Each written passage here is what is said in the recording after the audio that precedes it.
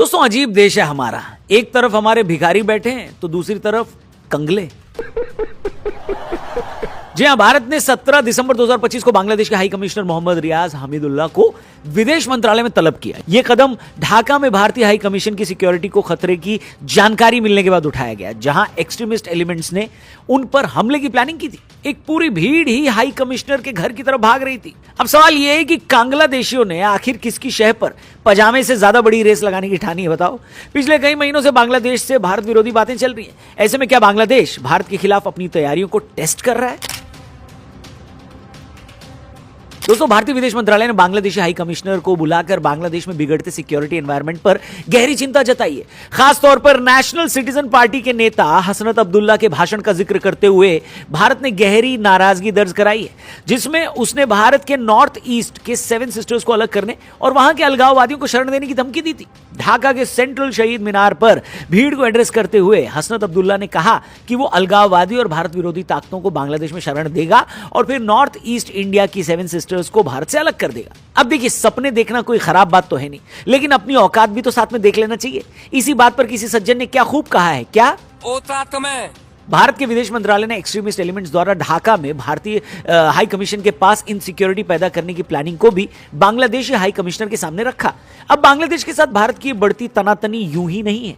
सबसे पहले ढाका की इंटरिम गवर्नमेंट ने भारतीय हाई कमिश्नर को तलब कर भारत पर आरोप लगाया कि वो बांग्लादेश से भागी पूर्व प्रधानमंत्री शेख हसीना और उनके सपोर्टर्स को अपनी जमीन से बांग्लादेश के चुनाव अनस्टेबल करने में मदद कर रहा है और उन्हें टेररिस्ट एक्टिविटीज के लिए पनाह दे रहा है। इसके तुरंत बाद नेशनल सिटीजन पार्टी के नेता हसनत अब्दुल्ला ने भारत को तोड़ने की बात कह दी। भाई साहब,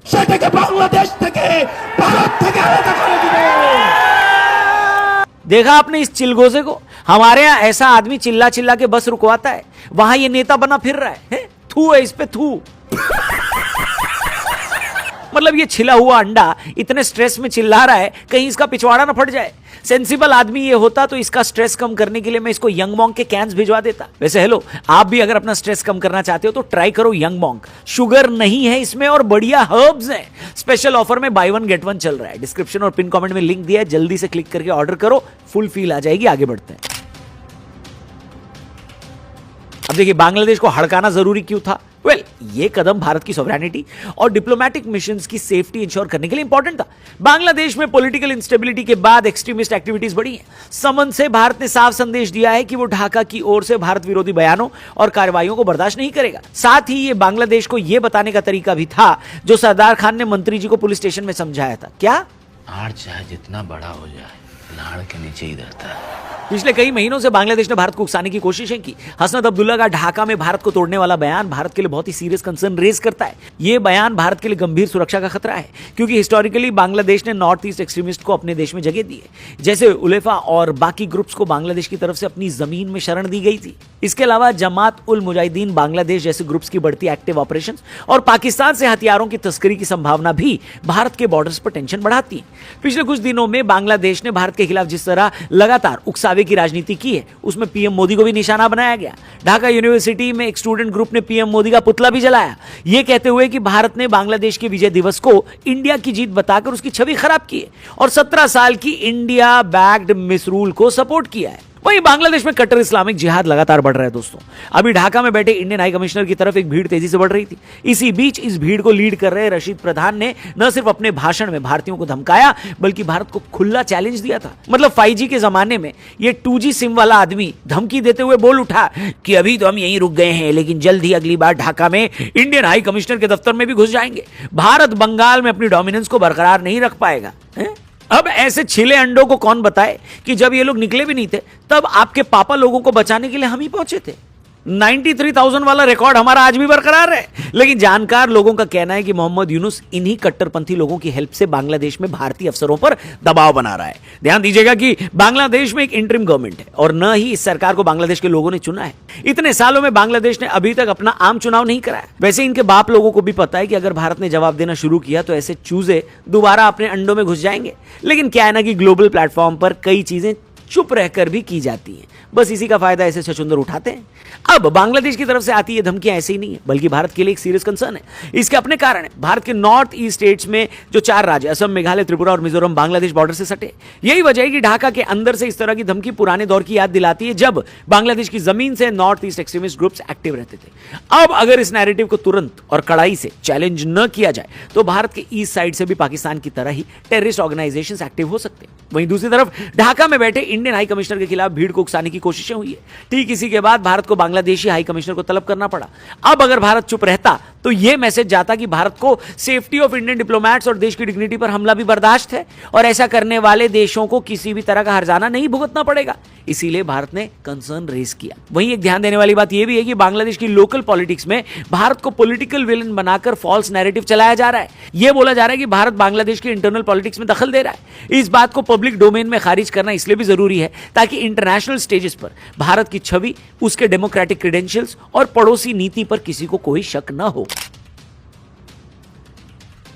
दोस्तों, बांग्लादेश धीरे धीरे कई लेवल पर भारत के लिए स्ट्रैटेजिक सरदर्द बनता जा रहा है। सबसे बड़ा रीजन वहां की बदलती पॉलिटिक्स और तेजी से बढ़ती इस्लामिक कट्टरता, जिसने 1971 के बाद पहली बार इंडिया बैक्ड नैरेटिव को हाशिए पर धकेल दिया है और एंटी इंडिया इमोशंस को मेन स्ट्रीम स्टूडेंट्स ग्रुप्स, मौलानाओं और सड़कों पर भीड़ की राजनीति तक पहुंचा दिया है। शेख हसीना की सत्ता से हटने के बाद वहां के इंटरिम गवर्नमेंट और एक्सट्रीमिस्ट नेटवर्क्स के उभरने से इंडिया बांग्लादेश सिक्योरिटी कॉपरेशन को कमजोर किया गया है, जबकि इसी कॉपरेशन की वजह से भारत के नॉर्थ ईस्ट में दशकों से चल रहे उग्रवाद और आईएसआई बैक्ड नेटवर्क काफी हद तक कंट्रोल किए गए थे। अब वही नेटवर्क फिर से बांग्लादेश की जमीन, खासकर चिटगांव, कॉक्स बाजार और सिलहट बेल्ट को एक low intensity warfare launch pad की तरह देखने लगे।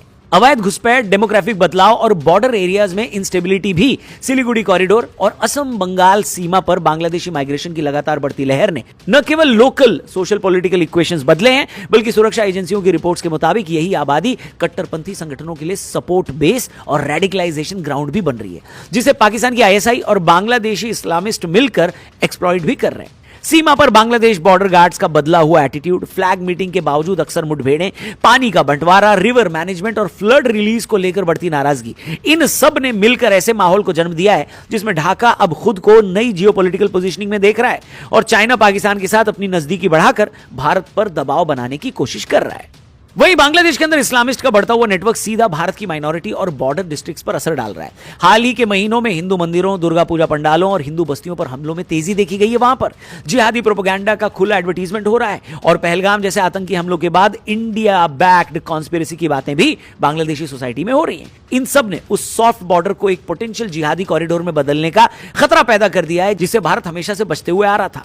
यही वजह है कि भारतीय खुफिया एजेंसीज अब बांग्लादेश को सिर्फ एक दोस्ताना पड़ोसी नहीं, बल्कि एक ऐसे फ्लैश पॉइंट के रूप में देख रहा है जहां से अगर समय रहते डिप्लोमैटिक, सिक्योरिटी और बॉर्डर मैनेजमेंट के लेवल पर कड़े कदम नहीं उठाए गए तो north east, Ganga Brahmaputra basin और पूरे ईस्टर्न कॉरिडोर पर लंबे समय तक सरदर्द बना रह सकता है और मल्टी डायमेंशनल संकट भी पैदा हो सकता है, ऐसा एक्सपर्ट्स बोल रहे हैं। अब देखिए, बांग्लादेश भले ही हमसे एक छोटा देश है, लेकिन उसकी आवाज भी उतनी ही बड़ी है जिसे ग्लोबल लेवल पर सुना जाता है। आज बांग्लादेश के अंदर जिस तरह का सेटअप है वो दुनिया भर में भारत के खिलाफ प्रोपेगेंडा मशीनरी की तरह इस्तेमाल किया जा सकता है। इसके लिए यह जरूरी है कि भारत डिप्लोमैटिक, फाइनेंशियल और उसके बाद अगर जरूरत पड़े तो मिलिट्री लेवल पर कट्टर बांग्लादेश का इलाज करे, और भारत कर भी सकता है। बदलता हुआ बांग्लादेश भारत के लिए एक सिक्योरिटी रिस्क जरूर है, लेकिन भारत अपने पड़ोसियों को एंड स्पेशली ऐसे बिगड़ैल पड़ोसियों को हैंडल करना अच्छे तरीके से जानता है। इसीलिए तो अब भारत जवाब देने के पूरे मूड में है। आपके हिसाब से भारत को क्या जवाब देना चाहिए? कमेंट करके जरूर बताना। और एक डिबेट ये भी चालू हो गई है कि जब बांग्लादेश और वहां के कट्टरपंथी और वहां की इंटरिम सरकार जब भारत के खिलाफ है, उनको सपोर्ट नहीं कर रही और हमारे डिप्लोमैट्स पर जब अटैक करने की कोशिश हो रही है, तो क्यों हम बांग्लादेशी क्रिकेटर को आईपीएल ऑक्शन में रख रहे हैं और खरीद भी रहे हैं? आगे ये चीज बहुत बड़े बवाल का रूप ले सकती है कि आखिर क्यों नहीं पाकिस्तान की तरह बांग्लादेश के खिलाड़ियों को भी आईपीएल से बाहर रखा जाए? क्यों ऐसे देश को जो भारत का दुश्मन बनने की पूरी कोशिश कर रहा है या भारत के दुश्मनों के साथ मिलकर भारत को तोड़ने की कोशिश कर रहा है, ऐसे देश के खिलाड़ियों को आखिर क्यों हमारे देश की इतनी बड़ी लीग में हिस्सा दिया जा रहा है? ये सवाल लोग पूछ रहे हैं। आप इस पर क्या सोचते हैं? कमेंट करके जरूर बताना। वीडियो पसंद आई हो तो इसे अपने दोस्तों से शेयर करके चैनल को सब्सक्राइब करना